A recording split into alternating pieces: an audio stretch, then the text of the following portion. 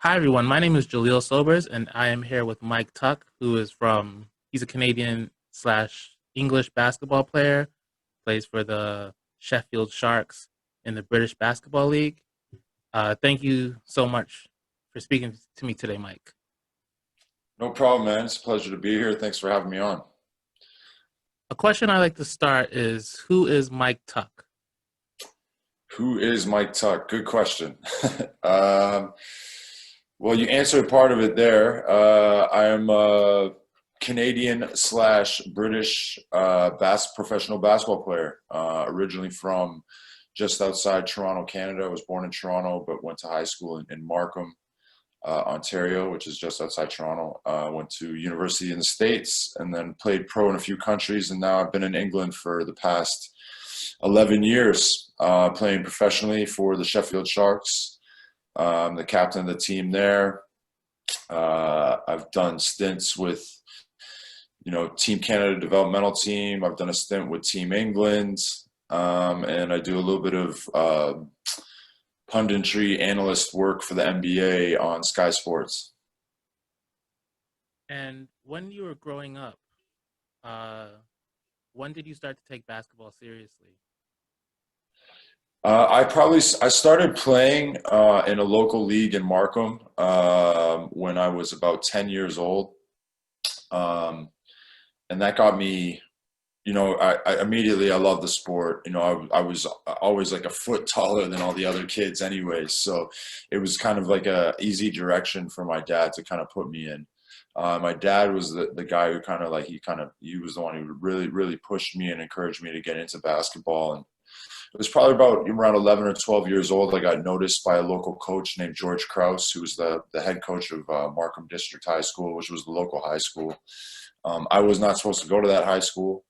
But after George saw me play, I was about 13, 14 years old. He contacted me and he kind of recruited me and a few other guys to go to school at Markham with his son, Chris Kraus, who's the same year as me. Chris has gone on to be the head coach of Stonehill University now, a Division II school just outside of Boston. So Chris was very much still involved in the basketball world as I am. But yeah, that was probably the first time when George Kraus contacted me, and I was probably about 13 or 14 years old, asked me to go to a high school. And then from there, um, we kind of learned about the NCAA and getting athletic scholarships and finding out, I could get my all my school paid for essentially. So that's when, we really started to lock down and really started to take basketball more seriously probably my second, third year of high school. And what high school were you supposed to go to if you weren't supposed to go to Markham? I'm Catholic, so I went to a Catholic elementary school, St. Pat's. So I was supposed to go to Brother Andre in Markham, but they didn't really have a basketball team at the time. And then I had played on like a rep team, a local team with George and his son and a few other guys that were all going to Markham District. So it was an easy choice to go to Markham. It was tough to not, say goodbye to all my friends that I had kind of grown up with and all that, but it was an easy choice in terms of going there to play basketball. And ultimately it all worked out. It was probably the best decision of my life, of my earlier life. And who's your biggest competition in basketball in Markham? In Markham, well, Because there was back a few then schools, there was but definitely Milliken Mills. They were the powerhouse back then. We were probably the two strongest teams in York Region my senior year. Vaughan Collegiate was another one, but yeah, Milliken was always the top dog, and we had some great battles over the years. Shane James, who went to Milliken, who's now, a really big AU coach with Canada Elite and all that in Toronto, the Toronto area. Me and Shane were sworn rivals, Markham versus Milliken, and then we ended up signing at the same school, and we were roommates at Loyola University in Maryland. So it's just kind of crazy, my whole story and the way it's worked out. Got to give a shout out to Mother Teresa though. and your older brother Jamino Sobers. They were always a stiff competition as well. How difficult was it to play basketball back then and and not have the what am I trying to say? You ended up getting a scholarship, which was very rare. So from the time you entered high school, a scholarship possibility wasn't a possibility. So those first few years, what did you play for? Because kids nowadays they play to get a scholarship and they play to play professionally. But did you just play for fun? Yeah, I mean, when it goes back, it all started for the love of the game, right? That's why we play. And something that I tell kids now that ask me how I got to where I am or how I've played for so long and all that. And the first thing I always say is that you have to love the game. If you're not willing to put in the hours, if you're not willing to put in the grind and the sweat and the tears and then the heartache when you win or lose and all those type of things, but for the most part it's the training and it's the getting up early and it's getting the extra reps in and all that. You have to love the game. So that's where it all starts. But then looking back at my time, like I left high school at 2002. So this is before YouTube. This is before social media really was kicking off. Right. It was hard for my generation, especially coming from Canada, to get noticed.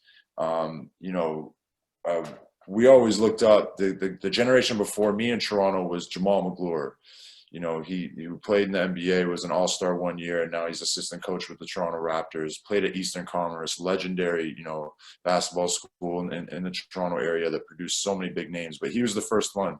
He was like the first one in the early mid '90s to come out and went to Kentucky, had a great career. Yeah. So he was the one who kind of showed us the path. Okay, oh, you can be a kid from Toronto that plays basketball, and you can go down to the States and you can kind of make a name for yourself, or you can, go down and get a scholarship. Like this is but kind of that pre-internet era where nobody, you didn't really know, and it was hard. I remember me and my dad would send out VHS tapes my first couple of years in high school to teams, like, and I know that's for the younger generations, can't even fathom that, but we were sending out VHS tapes, and then finally my senior year I'm sending out DVDs just to get my name out there, because there was no other way. Now a kid films him a video on his phone, and then instantly it's online and anybody in the world can click on it. So the world has shrunk immensely, and it's obviously for the better. And I think Toronto back then was bubbling because there was so much talent there that was waiting to get out, but they didn't have the exposure. Now that the exposure is there, you can see why Toronto is such a hotbed for basketball, because it's just got such a big basketball culture there, and it's such a big city.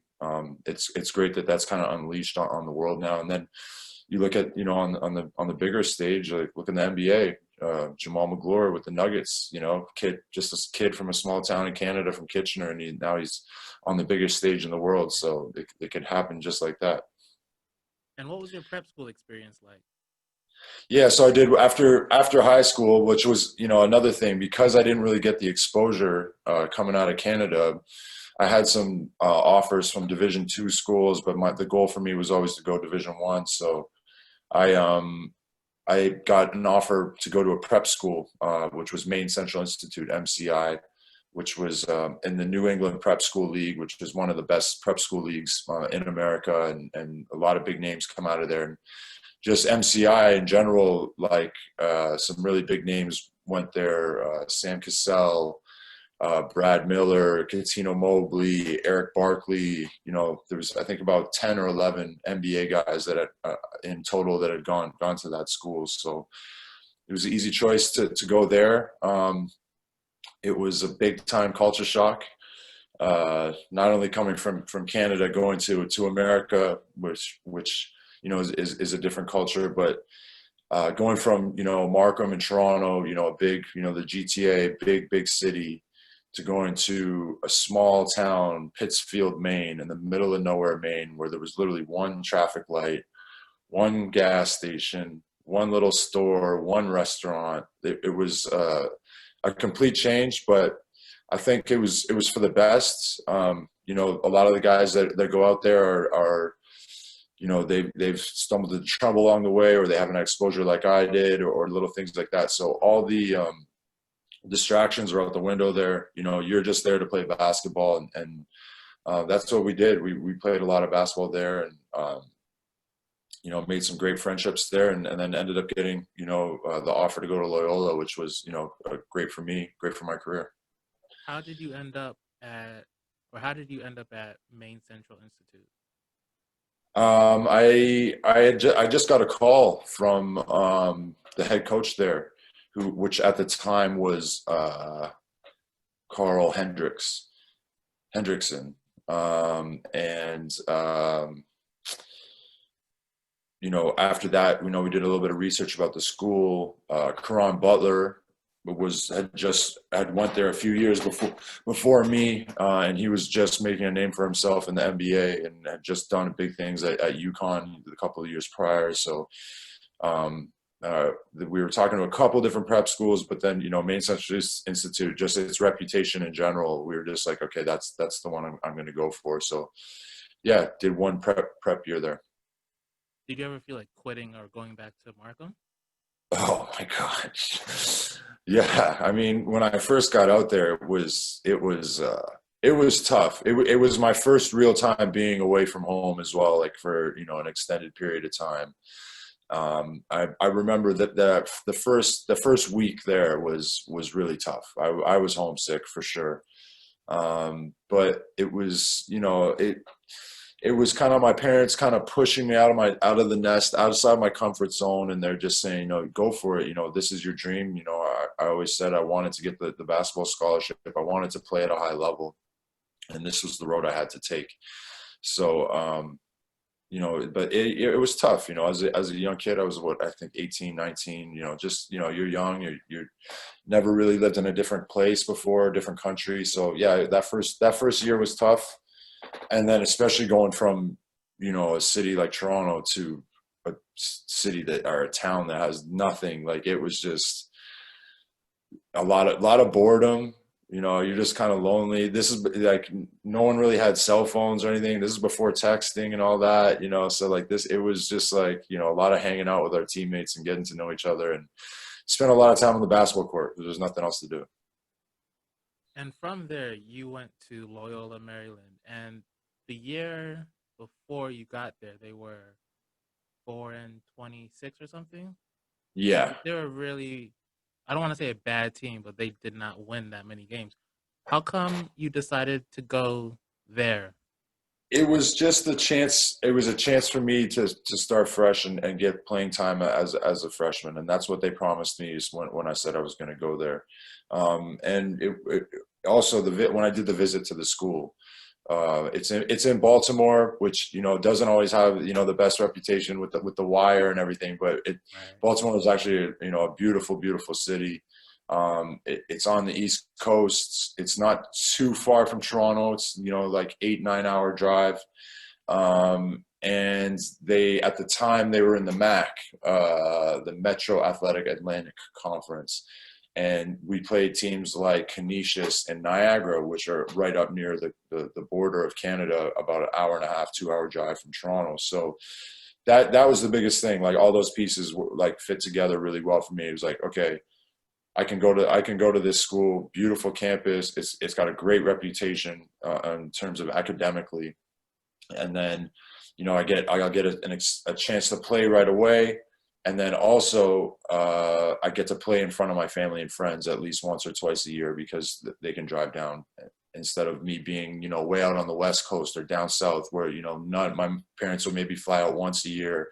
Whereas now they can, you know, they can come to games. They would be down in Baltimore all the time. So it was that was the biggest decision. And how easy was it? How easy was the transition having someone that you knew in Shane James be there with you? Oh, it was huge. I mean, it was interesting because obviously going down there, we hated each other in high school. Like our two schools were such big rivals, and you know, just me and Shane, like we had never spoke a word before we met at a Loyola. So they put us in the same room in our freshman year, so we lived in the same dorm together. But it was exciting as well because obviously here's another Canadian kid from relatively the same area. It it it was great, and I'm glad we got to go through it together. And we ended up being really good friends, and just it was just a kind of another story in the journey, right? Like enemies to really good friends. So and he was a hell of a player, man, and it was great. I was more excited about that than anything. I was like, at least I knew we were getting an amazing point guard to come play, and like a great playmaker and a pass first guy that was able to score but able to create for other people. So that was probably the biggest part for me. And before your freshman season, what was your thinking going into the season as a team and as an individual? Well, I mean, when you're that young, I think you're. I'm not going to say that everybody is, but I think a lot of guys when they're that young, they're selfish. They want to prove themselves, and they want the glory, and they want the hype behind them. So you're not always thinking team first. You're thinking, all right, how many minutes can I get? How many buckets can I score? But I think just the NCAA Division One system, it allows opportunities for that, but for the most part, those coaches are on you, and they're like, there's a system, and you're following through. And if you don't follow through with that system, or you don't prove yourself, you're not going to get minutes. They're going to bury you on the bench. So we were really lucky to have a coach like Jimmy Patsos, who had coached at University of Maryland, had won a national championship with them, and then came straight over to Loyola, and so we had that kind of elite level, of coaching. He had coached at the highest level, on the university American stage. So it was good, yeah. But my mindset was, I wanted our team to win, and I wanted to do well individually. And you guys that year went 1-27. So, like halfway through the season, how do you stay upbeat? And is it, is it thinking, well, we're gonna win the next game, or was there a point where you're like, okay, well, we're a young team and we're just gonna build for the future because we're not winning right now? Oh man, that was that was a rough year. I mean, probably the roughest year of my basketball career. And it was just kind of like every game just that every game melted into each other, and that in terms of that year, I mean, and we were just we were so young, we didn't have a lot of leadership on the team, and uh coaching wise, and there was just a lot of issues going on behind the scenes. So it was just one of those ones where we tried our hardest every game, but didn't we came out flat, and one of those ones I just kind of sweep under the rug. And it wasn't until your redshirt sophomore year, because you got injured your actual sophomore year, right? Yeah. That you guys started to be above 500. How did you handle that? And what was the atmosphere around the campus and the basketball team like when you guys started to win? Oh, it was amazing. I mean, like I mentioned earlier, when Jimmy came over, Patsos, he wanted to change the culture, and that wasn't just on the basketball court; it was everywhere. He wanted the vibe around the basketball team had been so bad for so many years at Loyola. So like when he came in, everything changed. Like it was just like there was this energy going on. There was a bit of a buzz around campus, and then once he started bringing in guys from other teams. We had transfers coming in, like a guy named Andre Collins who played at Maryland. He brought him in. Hassan Fofana, Gerald Brown. We had all these different transfer guys who had played at higher teams, like and not mid majors, but like high majors, Division One schools. And then they didn't really have their chance at those schools, so they came to our school to make a name for themselves. And that's when everything started, really get going. Andre Collins was, what a killer, man. He, played at Maryland, won a national championship with them. Never really got the shot because he was a little bit of an undersized guard. So when he came over to us, he was out to prove himself and just absolutely killed it. I think he was tied with JJ Redick for points per game that season in Division One. Wow. And graduated and went on to have like an amazing career in Italy, and played for I think well over 5, 8 years professionally overseas. So um, that was the thing, though. I think changing the culture, changing the mindset of everybody, not only within the team but the whole school, and getting people back to the games. The stands would be empty, and then by the time I left Loyola, all our games were packed. So it was cool to be a part of that. It was cool to be a part of that changing culture. And then, a couple of years after I left, they won the MAC tournament, so they won our conference and got to go to the March Madness. And unfortunately, we didn't get to do that, me and Shane, but we were part of that changing culture. We've always felt like part of that. We helped bring that to where it was. And for those of us that didn't play college basketball, what's it like to and take the court for the last time as a senior, knowing that it's your last game? What was your thinking in that last game? Yeah, it's emotional. You pour everything into basketball while you're at university. Like it's a grind, man. It's not easy. Like you're up at 6 a.m. You're doing sprints. You're doing suicides on the court. Then you're in the weight room for an hour. You're getting killed on the weights. Then you shower up, you eat breakfast, then you're off to your classes all day. You're at class all day. Then you're out of class in the afternoon for your afternoon practice, which is like 3 hours, 4 hours long. Then you're out of there, you grab a quick bite, then you got to go to study hall for a few, and it's just like, it's a grind, and it's physically, emotionally draining, but you get to play college basketball. You get this experience. You build brotherships and bonds, and with all the staff and all of the players on the team that no other people can really imagine or feel. So when it comes down to that, not only that last game, that whole last season is just like, it's a ride, right? Because it's coming to an end, and it's one of those things where you never think it will end, but it does come to an end. And so that last game is super emotional. Both my parents were down from Canada for that game, and they bring you onto the court.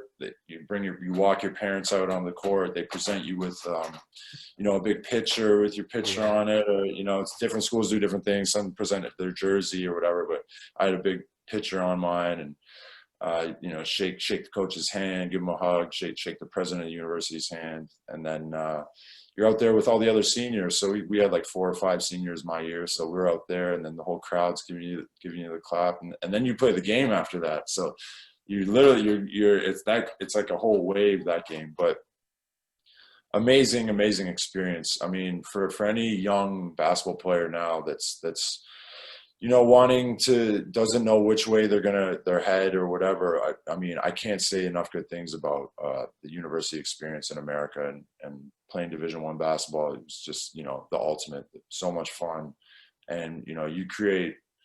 First of all, you have experiences that you'll never get anywhere else, and then you create bonds with people that I'm still calling. I'm on the phone texting all my guys that I played with at Loyola. So big up to my Greyhound family. Go Hounds.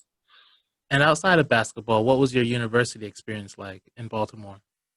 Yeah, it was great. I mean, like I said, Loyola is, a very academic school. It was, school was tough there, especially balancing with basketball. And then the city on a whole, like, I mean, I think I count myself very lucky that I got to go to university within a city.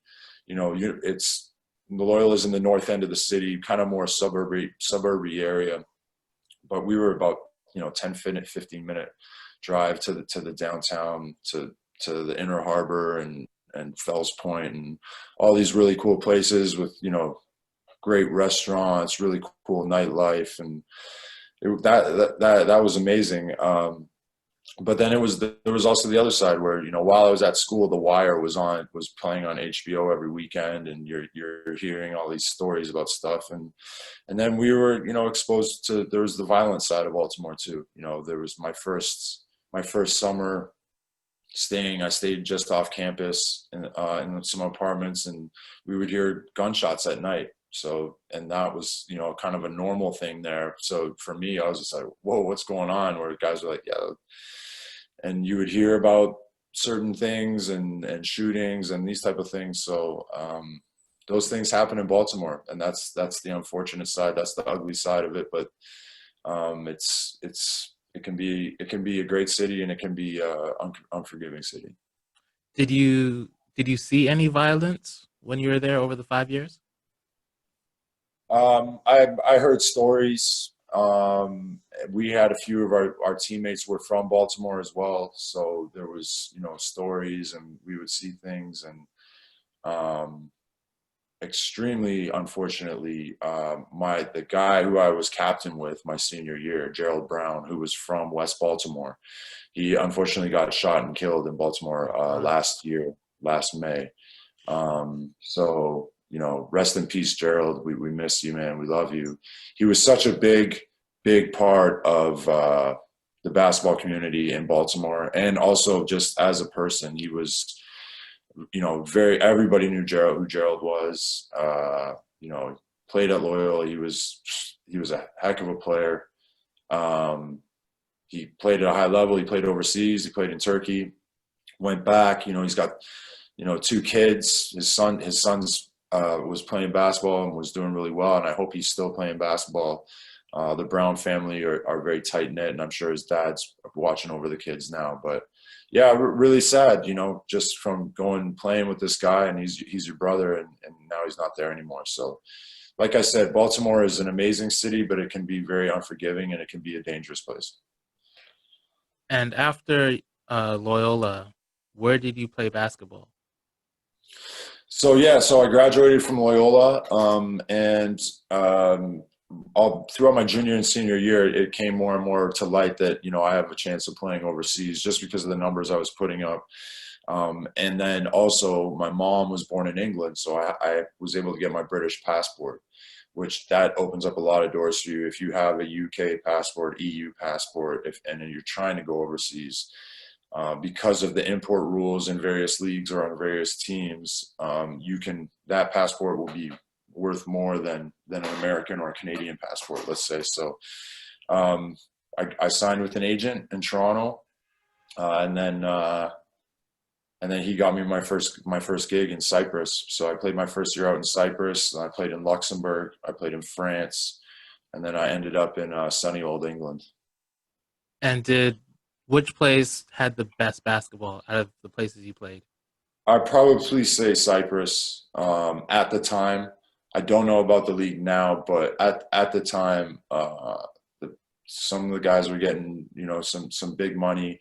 There was every team had three Americans on it, and then the rest could be from anywhere in Europe. A lot of teams had a lot of Cypriots on them, and then there was also, because Cyprus is kind of Eastern Europe, there was a lot of um, Serbians, Croatians. There was a couple Lithuanians. There was some Russians. So a lot of kind of Eastern European kind of guys, and they know how to play basketball. They can play at a really high level. Basketball is huge in those countries. So Cyprus was good. Every team had like two 7-footers, and all the Americans were really tough. It was a good league, very competitive league. And when you finished your basketball career at Loyola Maryland, you finished with 995 points. Do you do you ever think about being 5 points away from 1,000 points? I haven't thought about it for a long time, but thanks for bringing it back up. Yeah, that's going to be something that haunts me forever. I mean, I always think back, and I remember before our final game, I said to our communications guy, I was like, I'm at 995, right? And then and he said, Mike, don't think about that. And I was just like, in my head, I was like, I jinxed myself because I should have never said that, because I probably would have scored those extra 5 points that game. But and then you go thinking, oh man, I've missed free throws, or that layup I missed, or like just.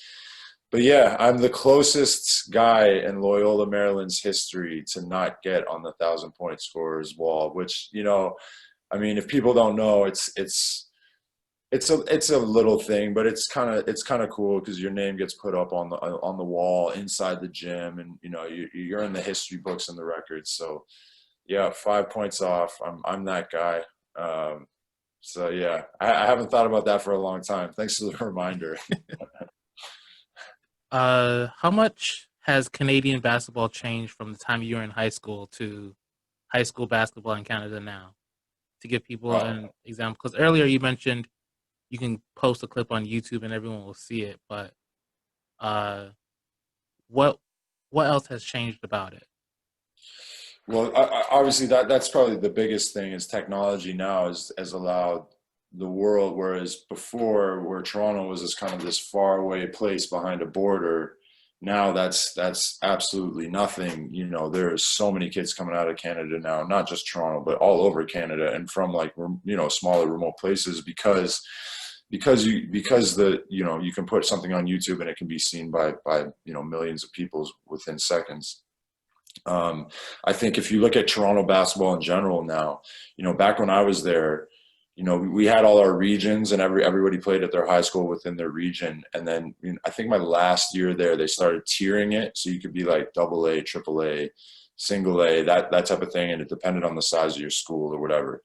Now it's just nuts in Toronto, like with all the prep school leagues and all this prep school teams, and they're importing players from all over the place. And so there's just like there's American kids going to school in Toronto just because there's a good prep league there. And I think it's much more competitive now. I think that the demand for basketball and the basketball community has grown huge.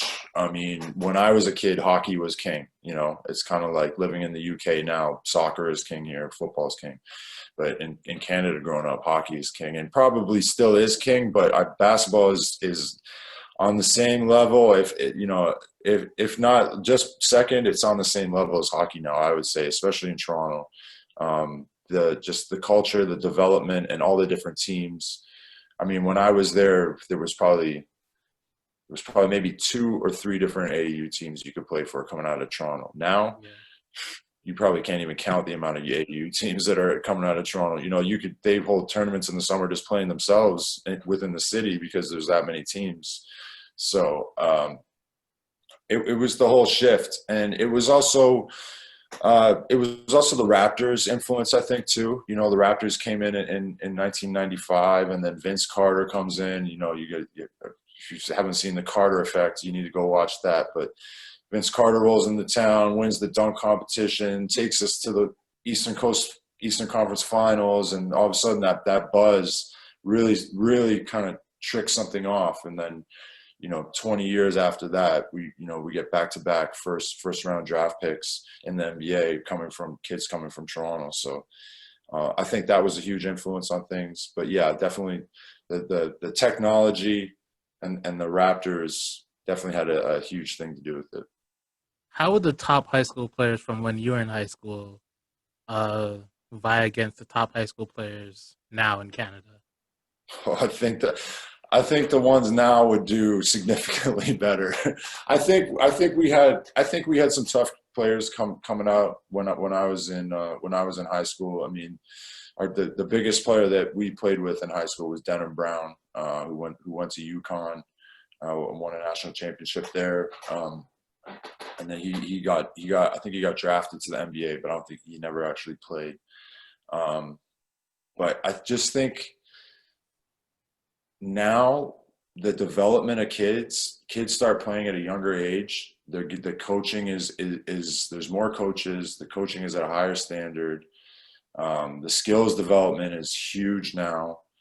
I just think now that there's kids are developing at a much younger age and are way better, and then also just the athletes that are coming out now that we're seeing. Like there was a lot of athletes when I was coming out of school, but now just every kid, you look at some of the Instagram pages of high school basketball players in Canada, and everybody's getting dunked on. It's just like ridiculous. So it's a good thing to see. I think it's just the evolution, right? Like with YouTube and technology and all these training videos and platforms all available for coaches worldwide. It's just the basketball has evolved, and not only in Canada, you see it in Europe too. Like look at Luka Doncic coming into the league now, and Giannis and guys like that, and Jokic, like those three guys alone are making a name for Europe, alongside a lot of other great Canadians that are playing, like, we talked about earlier with Jamal Murray. So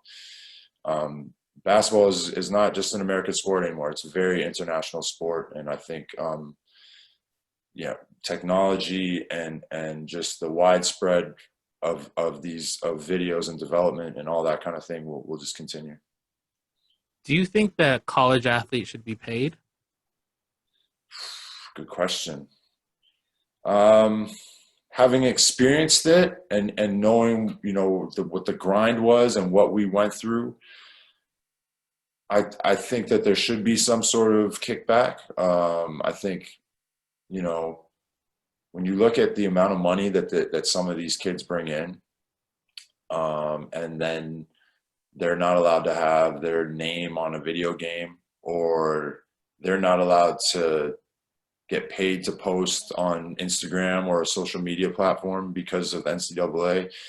It seems a bit backwards. It's a Yeah, tricky road. It's a tricky road. I think the NCAA, they don't always have the best reputation, when it comes to, they're saying that they're keeping the amateur athletes' best interest at heart, whereas I think a lot of it is driven by money. Um, I think that I think some should get paid, especially when you look at like football, for example. Those stadiums, some of them are 80,000 people. The amount of ticket money that's coming in that those athletes are bringing in.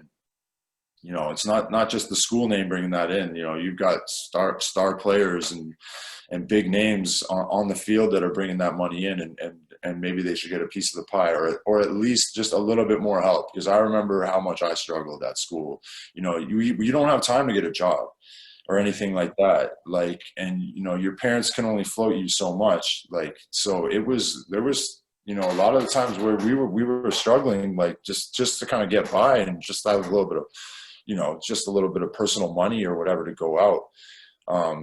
Though there was tough times. We just but I mean, you get your education paid for, so it's not like you're not getting anything out of the situation. But I do think that the rules need to loosen up, and I've seen in California now that in terms of social media, you can get paid to post, or be a brand ambassador, or be some sort of influencer. And I think that's good. a big step in the right direction, because Yeah, definitely. I mean, a kid now can build a huge following at any age, and for you to say that, oh, he can't get paid, you have no right. Like, if I build a huge social following and I can get paid off that has nothing to do with you. That's my brand. That's me.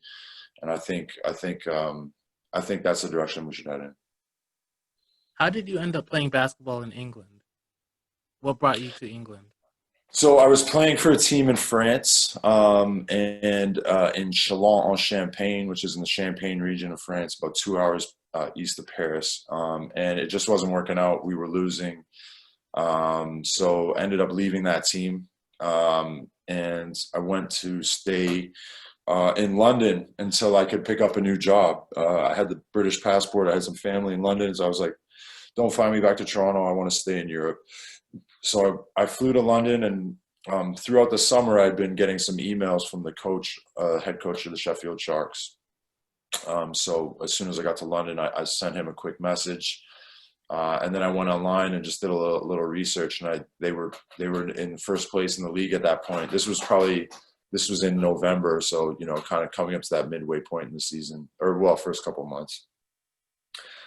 So I was like, oh, okay, first place team in the league. Let me shoot him an email. It wouldn't be a bad idea. So shot him an email, and then he said, okay, great. I said, I'm available. He said, great. Why don't you come up to one of our practices, and we can, you can train with the team and see what's up. So I took a train up from London. Went to one of their training sessions, and that's kind of it. The rest is history. I went out for a meal with the head coach and the general manager of the team, and they were like, "We really like you. We think you're a good fit for the team," and ended up signing a contract. And I finished out the season in Sheffield that year. We won the BBL Cup, which is like a mid-season tournament there. And then we ended up, I think we finished second or third in the league that year. And we made a run in the playoffs, got knocked out in the semis, but winning that cup, winning that silverware was just like, that was like the hook, line and sinker. And they offered me to come back the next season. I was just like, I was like, I wanted more silverware. So I said yes, and then yeah, that's it. This is my 12th season. I've just signed back on for, which we're in the preseason for now. Do you have any plans on retiring anytime soon? Good question. uh, yeah, I mean, I'm not going to play forever here. I got to be realistic. But I'm not sure whether it's going to be this season or I might play for one or two more after. We'll see. We'll see how the legs hold out, especially now with just such a strange time. I just don't know. Like, it would have been tough for me to have gone out after last season because it just the way the season ended. And then this season, we still don't. Everything's so uncertain. We don't know what's going to happen. I'd like to be able to go out where we have a full crowd of people in the stands every week. So we'll see. I'm still weighing my options. I've been working within the front office of the club for the last 3 seasons now as their marketing manager, and I also do the punditry for Sky, and so I'm starting to build up my resume off the court as well. So it's not like I'm just going to be starting at square one when I do finish. But yeah, we'll see. We'll see. I can't give it all away tonight. What's the biggest misconception about basketball in the UK? The biggest misconception. Well, when I was playing in Europe, all you ever heard was how the standard of basketball in England was just poor, and you don't want to go there. It's just bad basketball. And then after playing here for all these years, I can tell you that there's so much talent in this league, and there's a lot of really good teams and tough teams in this league, and great organizations. And not only the Sharks, but a lot of other organizations within this league are extremely professional and all heading in the right direction.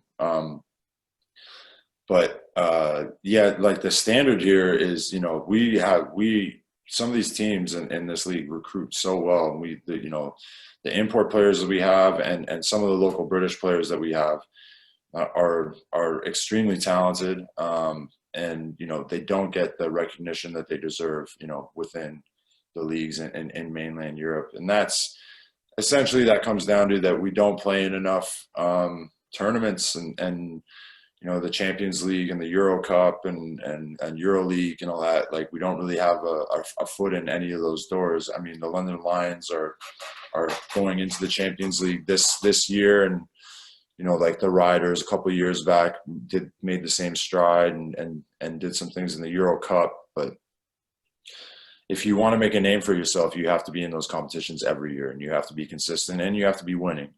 And it's a tough thing to do coming from England, because obviously it's an island, so it's expensive to fly all your whole team everywhere and play all these games. Right. And then you have to have a big budget. You have to have good backing. You have to have good sponsors. And I think that's the biggest thing about British basketball is that the financially the teams aren't there yet.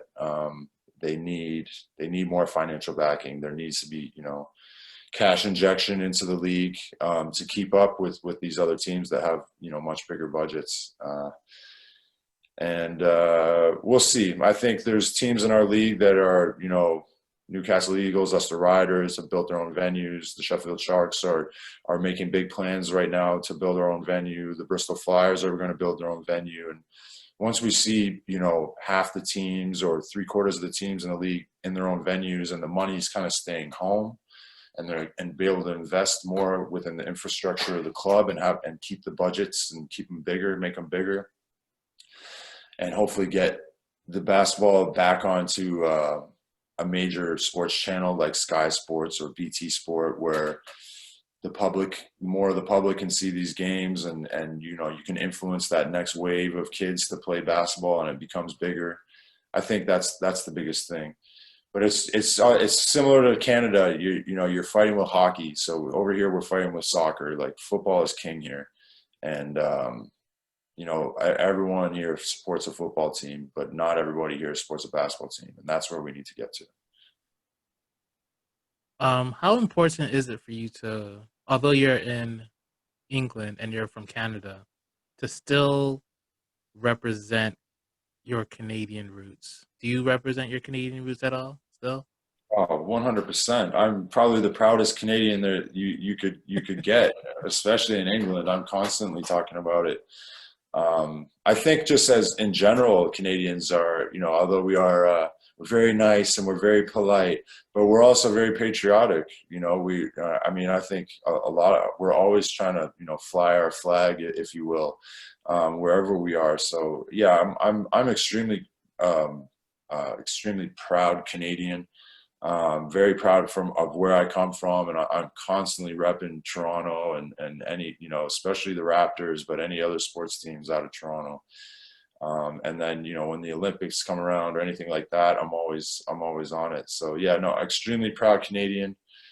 I miss home. I didn't get to go home this summer, which was the first summer ever that I haven't been home. So I miss the Canadian summer. I do not miss the Canadian winters, though. I'll tell you that much. Right.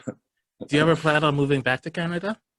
We'll see. Depends where opportunity takes me after basketball finishes. I've got a lot of roots here right now, and building my name up over here right now. But never say never. I would love to get back. Obviously, I have a lot of my family there and all my friends. And Canada's a beautiful place, right? And especially Toronto. It's just like just an amazing city. So never say never. I've got some big decisions to make in the next couple of years. Um, when I first moved out here, I realized how big of a name you were out here.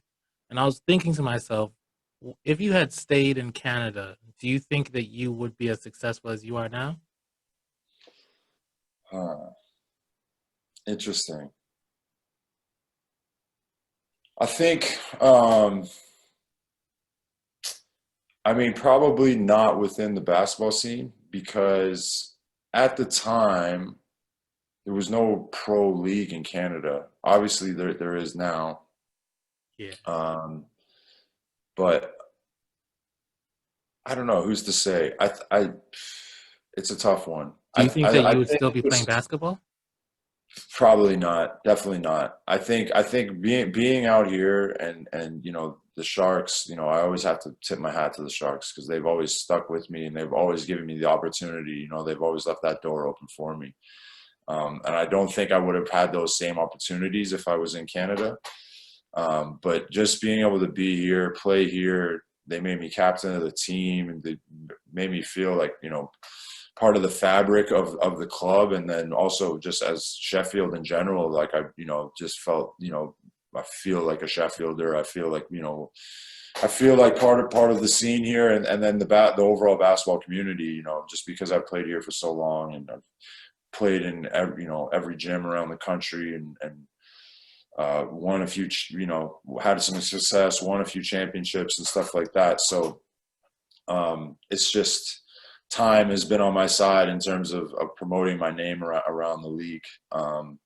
And also, when I got to play at the Commonwealth Games for England, that was, a very proud moment for me and a huge moment. And now, getting asked to be a pundit on Sky Sports for the NBA and I just feel like I'm part of pushing the basketball culture in England now, which is, something that I'm, really happy to be a part of. Like, I think it's cool. And I love this sport and I want other people to love this sport and I want other people to get on board and see like how great this sport is and how it's taking over the world right now. It's just, especially, you look at the NBA as a league, it's just, they're at the forefront of so many things, so many issues and just the whole BLM movement and how they've handled that. And then other things too, like, Becky Hammon, having a woman in Yeah. sports, like setting up the bubble so that their team could play with it, just like all this, they're at the forefront of everything. And I think people need to jump on board and be a fan of the NBA. But then, if you're in England, be a fan of the BBL and support your local team and get out there and help this league grow, help it get bigger. Let's get bigger names into this league. Let's get more money into this league. Let's keep our top level British players home, so that, that they'll play here and really build a culture here. That's what I'm proud to be a part of. From when you first moved to the British Basketball League, how was basketball supported by children and families compared to how it is supported now? Like, do you see more kids playing basketball, or is it the same amount? I probably would say I've seen more. I think the biggest thing that basketball has going for it, or the BBL has going for it here, is that it's very child and family friendly. Whereas, you look at the soccer football games, it can be a bit, the hooligan crowd or whatever. It can be a bit more um, not as family friendly, if you get my drift. Just like Yeah. people swearing and da da da. It's outside, and whereas basketball's inside, it's nice. It's Sunday afternoon. It's it and and it has a high engagement rate. Like if you look at team sports, obviously soccer's number one, football's number one, but basketball is second in terms of amount of children and teenagers playing the sport across the country. So it's got a high engagement rate, and I think being here over 10 years now, I've definitely seen the league grow and take bigger steps. I think the crowds are bigger now than they were 10 years ago, and that more kids are playing. There's more youth teams. There's more development. There's more kids just playing at the park. Over lockdown, I was going down to my local outdoor court to play, and just like it was rammed. Like there's so many kids playing basketball, and it surprised me. It's just because like, oh, they don't play basketball. It's you got that stigma in your head, but yeah, kids play basketball here. There was tons of kids at the court while I was here over lockdown. So it's good to see it grow. I think we're still kind of years away from where we like, if it would be like, let's say on Canada's level, for example, in terms of like the amount of kids playing and the talent that it's producing and that type of thing. But it's definitely making strides in the right direction. And what can England basketball do to reach Canada's level? What adjustments or steps can they take? Okay. There's lots of things. I mean, development wise, I think that there's a disconnect. There's not enough coaches coaching youth basketball, and not because you look at some kids' pathways, right? And some kids start playing maybe at one age, maybe at another age, depending on what school they go to, and then it's kind of just like basketball is just kind of like we don't really take it serious. We'll play it like once or twice per semester just to kind of fill in a gap, and then whereas we need more serious coaches at a younger age and creating these pathways into the community clubs, into England basketball. We need more people signing up to England basketball and becoming registered members, so that their database grows and that they can keep track and keep pushing basketball to all these kids. And then the academy systems here need to grow and get bigger. Like that's the biggest thing we saw in Toronto was all those prep schools popping up. There needs to be more academies here.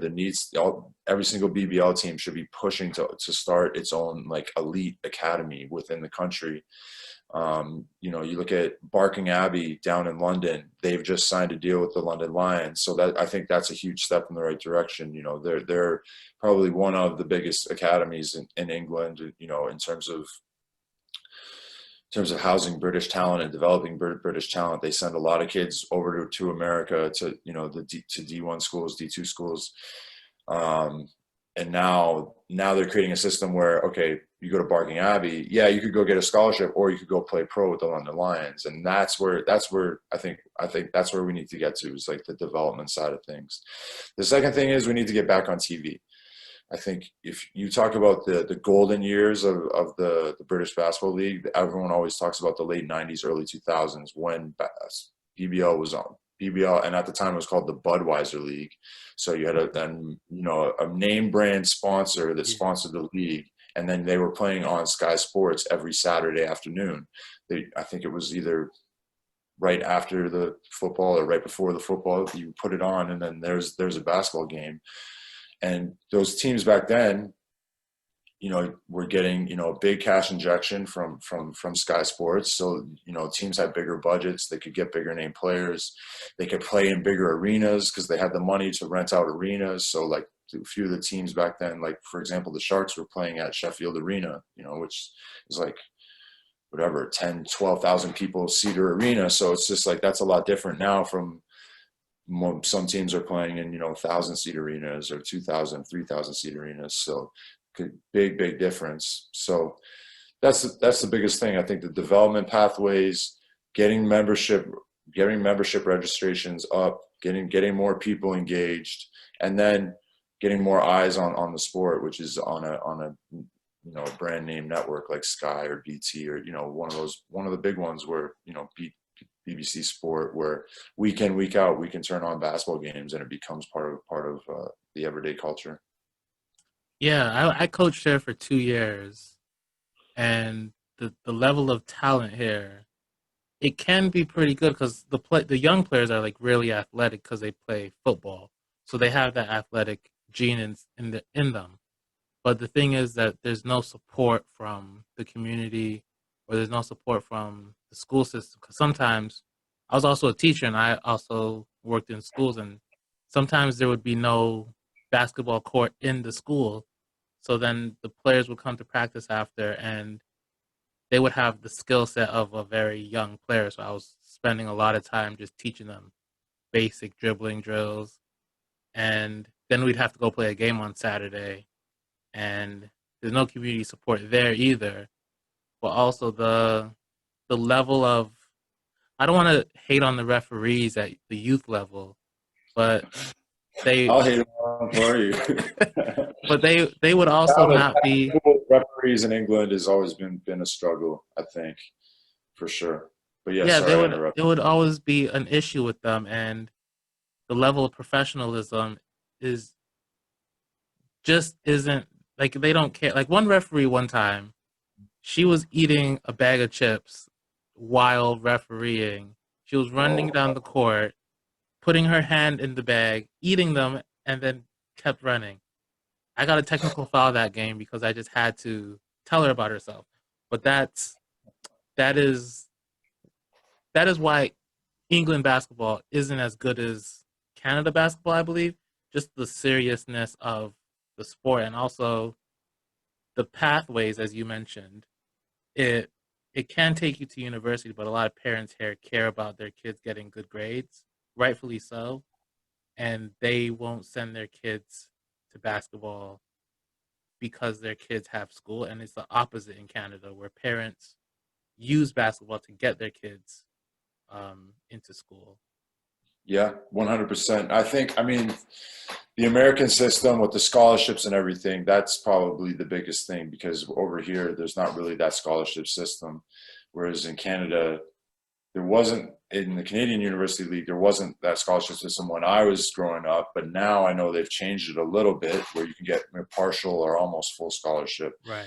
But you had America right next door and you could get a full ride. And I'm talking like everything. I'm talking like books, your tuition, your classes, your room and board, like everything paid for. So like, of course, that's what we were pushing for. Whereas here, the culture is different. Yeah, they're looking for that. But exactly what you said, like kids here, I used to do a lot of the coaching for the Sharks. We do a lot of community programs. We go into a lot of schools. We do coaching and talks and stuff like that. And like, it's pretty much 50-50 in terms of you're going to go into a school and if there's a basketball net in there or not. Like some cool schools don't have them. And then some schools, if they do have them, they're outdoors and it's like January and you got to go Yeah. play outdoor and it's like raining and it's freezing. It's just like, no kid's going to want to, do this. So, but yeah, like the same thing, like I've seen it with some of our youth teams as well. Like you can tell that there's like a 16-year-old kid and he's only been playing for like a year when if he was in Canada, he would have been way more developed. He would have, like we're still trying to get him to dribble the ball with his left hand. Whereas if he had been in Canada, he would already been working on his like reverse dunk. You know what I mean? Because he's that athletic. He has all the primary skills for it, but he hasn't had the development.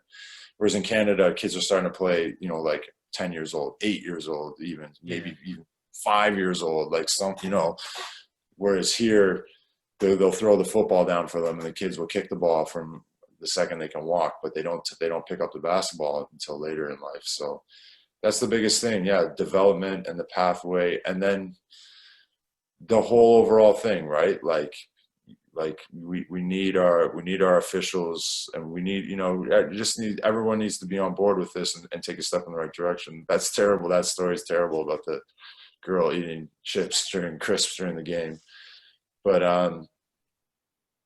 it just comes down to the talent pool, and like I do believe that basketball in England is they're making efforts, right? Like you can't blame them, but I mean there's still a lot of gaps to fill, and it comes down to funding at the end of the day. The money's got to be there to pay people to rent the gym space, to get more training for the officials, to get there's all types of things. So um, it comes down to funding, and a lot of that goes to the government as well. Like we look at during the lockdown, rugby got a 16 million pound bailout, and basketball requested for 1 million pounds and didn't get it. So there's a lot of backward stuff going on, but we'll see. You just got to keep pushing in the right direction, and I think the Yeah. BBL is a starting place where we build our infrastructures and our pathways within the BBL, and then we try and get back on a major network. What advice would you give to younger players about finding the right team to play for and the mentality to go into different seasons, whether you're a college player, because your first year you guys lost a lot, but you didn't transfer, and a lot of players now would probably transfer after a bad losing season. What would you tell them to stick with it? Yeah, I mean, I think a lot of that was when I was at school. When you transferred, you had to sit out a year after you transferred, and a lot of guys didn't want to do that. Whereas I think the rules are different now. Don't quote me on that. Um, and I mean, I'm just loyalty is a big thing for me. Like look at the Sharks. I'm just signed my 12th year contract, and like I had other offers along the way. Of course I did. You don't think other teams would hit me up, but I wanted to stay here. I was comfortable here, and I wanted to build something. I wanted to build, like I wanted to stick with this and build a legacy. I mean, the head coach here at Tiba Lions, he brought me in, and we've both been on this journey together this whole time. So, and just everybody at the club. There's been a few people who come and go, but like I wanted to build something with this group, and I felt something special with this group, and I think loyalty is underrated these days. I think that a lot of kids, it's this it's this quick fix culture now where people need instant gratification, and no one's really willing to put the grind in and stick with something to build it. Um, so my biggest thing is that yeah, okay, yeah, I can make a quick switch to get that quick gratification, but in the long run, what is that really giving me, and what is that doing to my reputation as well? What do I look like as a person if I just give up after I fall down once, or if I switch lanes, right? You know, your character builds a lot bigger when you stick with something and you fail and fail and keep getting up, or build something from the ground up, right? So I think that to younger players, you have to find the situation that is right for you. And I'm not saying that if you're in a bad situation that you don't have the right to get out of it, but I think if you do find a situation that don't give up right away if it's not working out for you right away. You've got to fix. It's not always the coach's fault. Sometimes you got to look at you got to look in the mirror and say, okay, what am I doing wrong here, and how can I get better? And maybe you got to get your butt in the gym and put up 200 extra jumpers a day, or doing that extra hour of cardio or whatever it is. but yeah, I think loyalty is underrated these days. And what lessons did your parents teach you that you would love to pass on to your children? Um, oh man, so many. I mean, the biggest thing I think when I look at my father is his work ethic. He's just been he worked in construction. He was a foreman on a job site for many years, 50 plus years, and he would be up every morning at like 4 a.m., 4 or 5 a.m., out the door at 6 a.m., on the job site for 6:37 a.m. So like just to watch his grind, like my whole childhood, and just like the guy like would just no days off. The guy would never take a day off. He's always constantly working, just like dedicated, very dedicated. And I think that's where I got a lot of my basketball kind of mentality from, was that no matter what's going on outside or how I'm feeling or whatever, as soon as I step on that basketball court, I'm going to put my work in, and I'm going to, and I'm going to work on my weaknesses. And I'm going to get better. And yeah, I think that's the biggest thing, is just kind of watching him and being that leader by example type of thing, where, just never, you can't cheat the grind. You have to get up and do that every day. And then I think, from my mom's side, she was just always the just so friendly and bubbly, and like she just kind of she taught me my character and my personality, and just maybe just like how to treat people. And I'll always remember her for that, definitely. Um, and just never burn a bridge, and give off those positive vibes, because they'll come right back to you. Is there anything that when you remember your mom, like there's some like how she says something or something that she says that just pops into your mind, like when you're doing something, like you can hear her voice? Yeah, and I think that a lot of that is like when I get down on myself, or you have like a negative thought or something like that. She was always the quick one to like pump me back up. You know what I mean? So that was always yeah, that's always something like that. Her bubbly personality, and staying positive when the chips are down. Stay positive and ride it out. And do you have any siblings? I have two older half brothers that live in Toronto, Colin and Jamie. Shout out to Colin and Jamie. And are they as tall as you are, or are they short? No, I am like the freak of the Tuck family.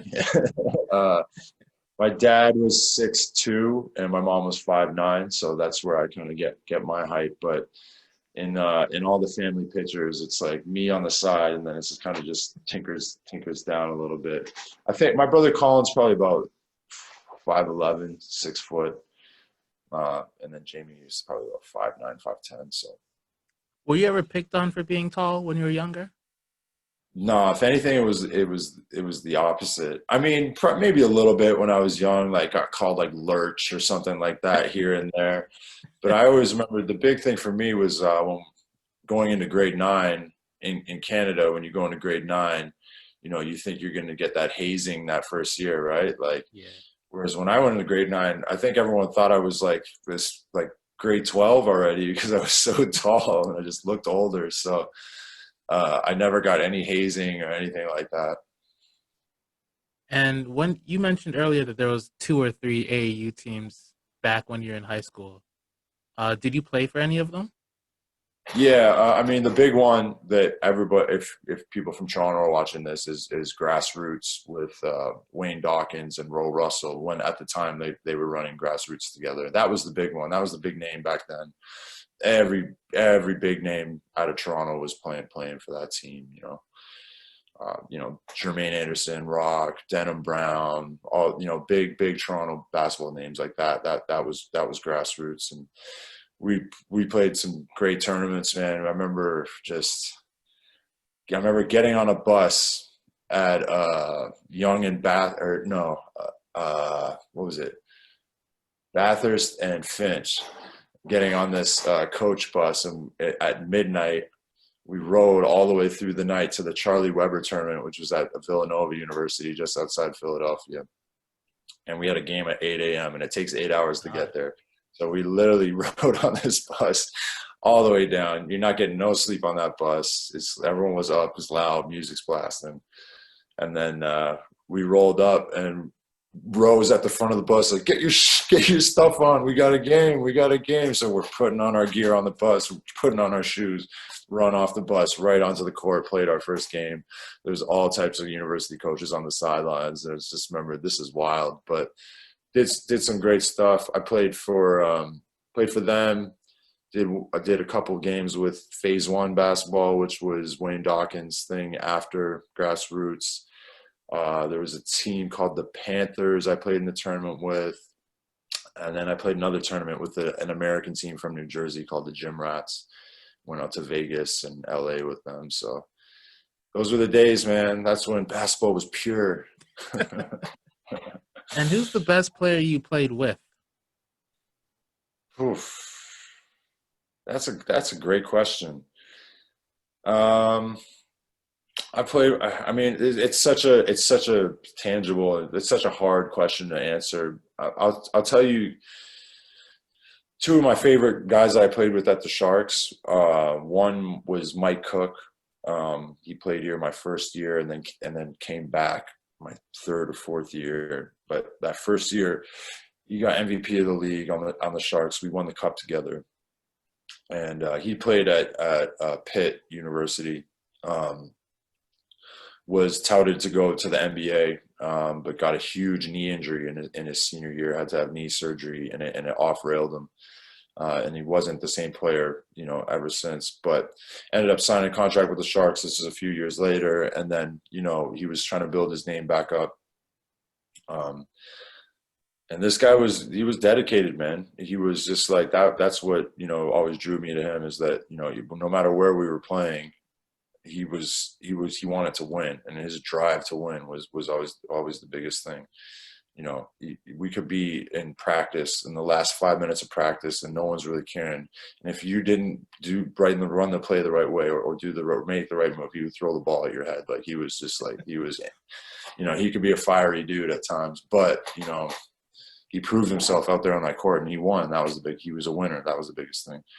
Another guy that I played with, Gerald Brooks, we won 2016. We won the BBL playoff finals, and just watching the way he played throughout the season. He went to Southern Miss. He's playing in France now, I think Pro B or Pro A, so he's playing at a pretty high level. But yeah, shout out to my man JB. He was just unreal. Like his ability to create his own shot and then create for others at the same time was just insane. And then another guy, I guess if we go back to my Loyola days, Andre Collins, who transferred over from Maryland, who never really got I think as enough credit for how good he was, because he came to our league and just absolutely killed it. And like I said, I think he was on the same level as JJ Redick. Then when JJ Redick was at Duke, they were averaging the same amount of points per game, and it was like up between him and JJ towards the end of the season on who was going to get the scoring champ. But I think he ended up finishing second or third. But he was another guy like Cook. Like I've learned so many times from him, like you have to play the right way and always be ready. Like I remember he knocked that ball right off my face a few times because I didn't have my hands up on a pick and roll situation. It's just like, he's like, I'm going to keep throwing that ball at your face until you get your hands up. And I was like, okay. So he taught me how to play the right way. So yeah, big up those guys. And then if you look at, guys I played against, I think the biggest name I ever played against was when I was in high school. We were playing in a tournament in France. I was actually playing with grassroots basketball. We were representing Canada in this tournament, and we played against. We ended up in the finals against Team USA, and Carmelo Anthony was on the team. So that was probably the biggest name, and that was the year before he went to Syracuse and won the national championship. So that was pretty cool. Got to lock up against him on a few possessions. So that's probably the biggest name there. At the time, did you see how good he was going to become, or was he just on the level with everybody else?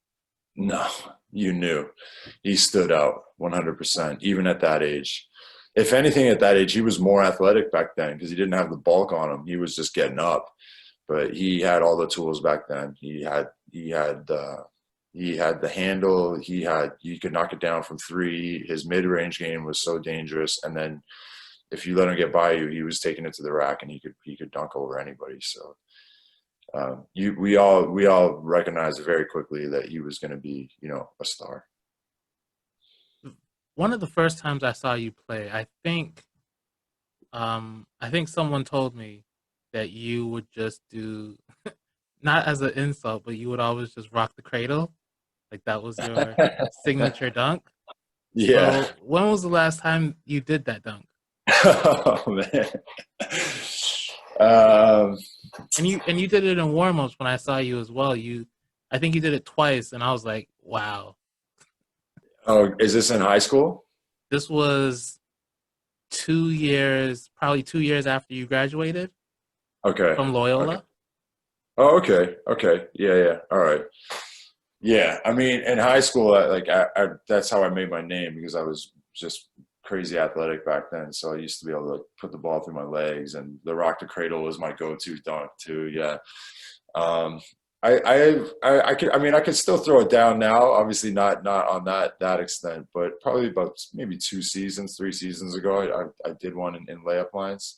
Now, when you talk about in a game, I haven't done one in years for years in a game. But yeah, I mean, Father Time, he catches up with us all. Don't you worry. He'll be knocking on your door too. Who's your idol, or do you have an idol? That's a good question. I don't know. Like I've had that question quite a few times over the years. I think I take pieces from everybody's type of game. I think now, I mean, like there's a guy like a JJ Redick, like he's really got his podcast going recently, and I just like kind of like I just like the way he carries himself like on and off the court, and he's kind of like me, like older guy, my generation, still playing the NBA, still going, but handling his business off the court as well. In terms of on the court, I mean, I was like, I was a forward who could play down low in the post, but I also like to step out, knock down the three, put the ball on the floor a little bit, not much, but so I always looked up to like Kevin Garnett because I always thought he was that kind of that first generation of forwards that was like not afraid to step out and shoot a long range shot and start spreading the floor out. Um, when you got down to Baltimore, uh, the intensity and the skill level changed because you were playing college basketball. Uh, did you ever think that you couldn't handle the intensity level of how hard or how serious some of your teammates and opponents took basketball? Yeah, I mean, that first year was interesting, obviously, because of how bad the team was and like the leadership struggles that we had on that team.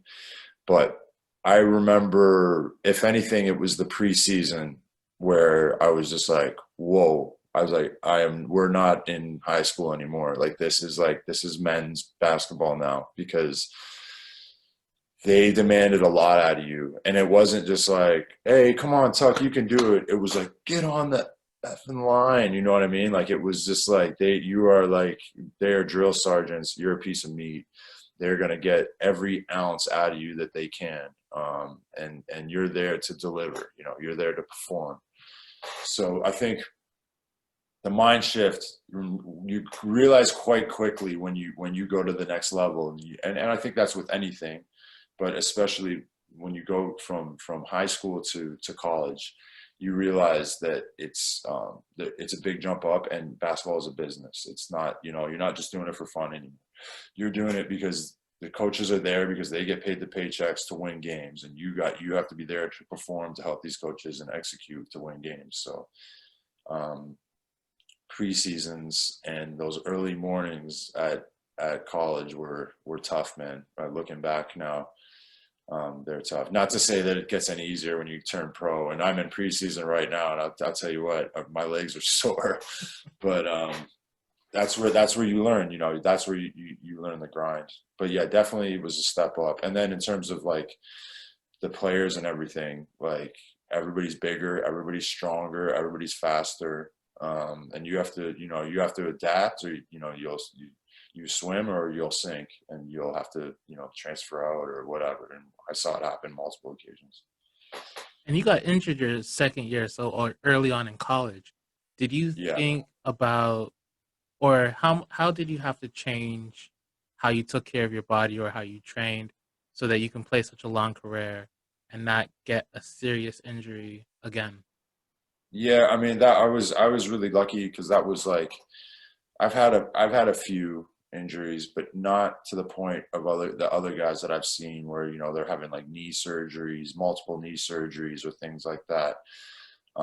I think I took on board a lot of what our trainer said, and doing the rehab, icing, elevating the exercises, the compression boot, all that kind of stuff. You have to kind of take on board what they say, and then also the strength trainer, building yourself up after, and just mentally sticking with it. Like having an injury is tough. It's not easy. You want to be out there playing, so you have to be ready to mentally be okay, I have to accept what I'm in. I cannot change my situation, but I can make the best of it, and I can get on the road to recovery and do everything that they're saying to get back on the court as quickly as possible. And I think that for me as well, when I got back that first season, I wasn't starting, and I was so used to being a starter on that team, but they were bringing me off the bench. But the coach was just like, we need some firepower off the bench, so this is going to be your role. And I had to accept that role, and I ended up getting sixth man of the year in the conference that year. So it was kind of the reward. And I think that kind of helped me later on down the road in my career as well. Whereas like, it's tough when you're a starter your whole career, and then you go do turn pro or whatever, and you have to accept coming off the bench. That's a really hard thing to do. But it's because I had already done that in college. I had that experience, and I'd been used to it. So I mean, on other teams and on the Sharks, especially as I've gotten older, I've come off the bench, and it's been no issue for me, because I've had that experience. But also because as you get older as a player, the minutes and the points don't matter as much as the wins and the silverware. So I'd rather have an impact coming off the bench and win a championship than be a starter and average 30 points a game and not win anything. And have you faced any issues? Have you ever been called like a white boy when playing basketball throughout your years? And how did you deal with that if you were ever called that? That's a good question. I mean, there's been uh, people have muttered stuff like that over the years, and maybe you go guard white boy or whatever, something like that. Basketball is a funny one because in everyday day life you see it with the Black Lives Matter movement, and I could never know, but like everyday life, like black people are a minority, and they feel that. So in basketball it's kind of reversed because white people are the minority. But I've never, if anything, if anything I've heard that, I've taken it as a motivation to be like, you know what, screw you. Like, doesn't matter who I am. You're going to respect my game, and I've made them pay because they have to respect my game, respect me as a person, uh, and my game. Let my game speak for itself. And what's a good basketball player to you? Like if you can build a good basketball player, what traits or qualities would they have? Well, obviously the talent's got to be there, but I think with me more so it starts with mindset and mentality. And can I put this kid onto a team, or can I put this player onto a team and trust him to make good decisions? Can I trust him to be a good teammate? Can I trust him to be a good leader? Is this kid gonna goof off if the coach isn't around or if I'm not around, or is he gonna be a leader, and is he gonna be take this team in the right direction? Does he have the team's best intentions at heart? And then when you get more technical with things, like, all right, you got to be a dog on defense. I want you every possession on defense to be a dog. You got to be able to strap up not only individually, but I need you to play good team defense and be able to know your rotations and know when to close out, where to box out, all these things. And then on offense, I think now with the way basketball is heading, every player, no matter how tall you are, no matter what position you are, you got to be able to do a little bit of everything. So, your skill set and everything has to be good. You've got to be a good outside shooter. You've got to have a mid-range game. You've got to be able to pass the ball. You've got to be able to handle the ball. Everybody. I think that's the way, it's becoming more and more positionless basketball. And I've witnessed it in this league and definitely watching NBA games. Yeah. So you got to do everything, but I mean, the biggest thing is shooting. If you can knock down a shot from anywhere on the floor, a catch and shoot, or create your own shot, you're going to be valuable. You're definitely going to be valuable. And moving from playing all over the world and in so many different countries, is there any cultural difference that you're still not used to in England, especially in Sheffield? Oh, good question. I thought you were going to say in the world there. I mean, I think I'm very accustomed to it now, and I probably don't notice things that I wouldn't normally be because I've lived here for so long. Uh, but I mean, the driving is probably the biggest thing when you first get over here is learning how to drive on the left side of the road, and then also stick shift. Like most of the cars here are manual, so I had already kind of been through that because when I played in Cyprus, Cyprus used to be a British colony, so they all drive on the left side of the road there, and all the cars are manual. So I'd already kind of been through that. I think one of the biggest things in Sheffield is it's a very hilly city. It's built on like 7 hills, Right. so you got to be able to drive up a hill in first gear and be able to shift and get through and like the narrow roads and winding roads and be able to parallel park on a 45-degree angle road, and that's a tough thing. I mean, there's like small things food wise. I guess there's certain foods I miss from home. Like what kind of foods do you miss? I don't know. You live in England now too. Do you? I don't think they can do a good pizza over here, and I don't know if it's just me, but They don't do pizza slices, which is weird. You can't just get like one pizza slice. You exactly have to get like a like I whole miss pizza. pizza in Toronto, where you could just go and get like a nice like slice, right? Yeah. They don't do that here. That's tough. And then also, if you order like a whole pie, I just find like the quality of pizza here isn't as good. I'm a They big they pizza like guy. bake the toppings underneath the cheese sometimes, which is strange to Yeah, me. yeah, definitely. Um, And they yeah, love food. sandwiches over here as well. Yeah, Sandwiches the in stores. sandwiches in little boxes. Yeah, that's Yeah, something we don't that's a do in major Canada. thing over here. Like I miss being able like a nice deli. Like I remember when I was in Baltimore, like there was all these delis near me, and you could go in there and get like a good like hero sandwich or like a sub sandwich that was like really nice and fresh. They don't really do that here. Yeah. Um, yeah, I mean, I'm lucky that I live in Sheffield, and it's a pretty big city, and there's like a lot of choice when it comes to food. There's a lot of good restaurants, and we have a lot of friends that work in the industry as well. So it's we always get there's always somewhere to go and somewhere to check out. The phone plans are so much better over here. They're Oh just man, amazing. unreal. Yeah, Yeah, it's so cheap here for data and everything. Like it's just it's crazy. incredible. Yeah, that's And the one thing about Canada is it's just it's horrible. taxes as well. You go to the store in Canada, the price that you see, you go up It's to not the the price you till and it's pay. like they add on the 14, 15% or whatever. And then here, it's like the price is what the price is. And I feel Yeah, like that should be the normal. Like, it why should isn't it be. like that in Canada? They're just trying to trick us. Do you have any regrets in your life? Oh man, this is getting deep here, man. You're digging deep. Ah, off the top of my head, I would say no, because I think that everything happens for a reason, and I'm here for, I'm here, and I am the guy that I am now because of the choices that I've made in my life. So I'd like to say no, but I'm, there, you look back and there's little things where, wish. I would say the biggest thing is that it's not a regret, but it's always been tough that I left home at such a young age, and that I've kind of always been on the road since I left. And I wish there is times where I wish, okay, I wish I could have spent more time with my mom and with my dad.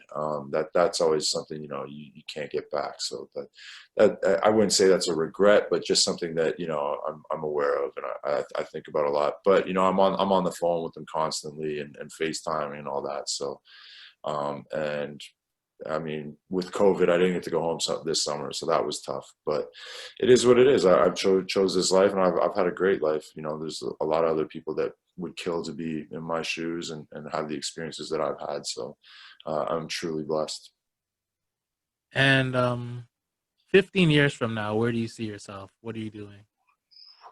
Still captain of the Sheffield Sharks, still playing.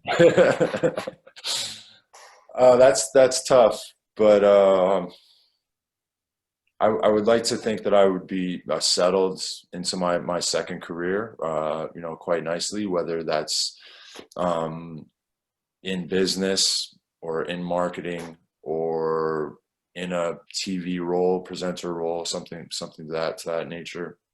I'm still trying to figure that all out. And then, hopefully married with a few kids as well. That would be nice. And then still a huge basketball fan and still helping push the basketball culture, in Canada and in the UK. And the last question I have is when we all have to go at some point, how do you want to be remembered when it's your Oof, time? that's a great question. I mean, something that you don't really you never really want to think about. It's a tough one. Like we brushed on it earlier that my mom passed away last year, and that was really really tough for me to deal with, and I still struggle with it now. But um, being at her funeral and seeing how many people like came out to support not only her, but obviously like me and the whole family, but just the kind gestures that everyone showed me. It made me think a lot about how I want to be remembered when I leave, and I just want people to think positively about when I go. I just want people to remember, what a fun guy, what a nice guy I was, and how inclusive I tried to be, and and I treated other people the way that they wanted to be treated. I feel that's the golden rule, and I hope that I hope the positive vibes shine through. Thank you so much for this interview and your wonderful answers. Can I stop?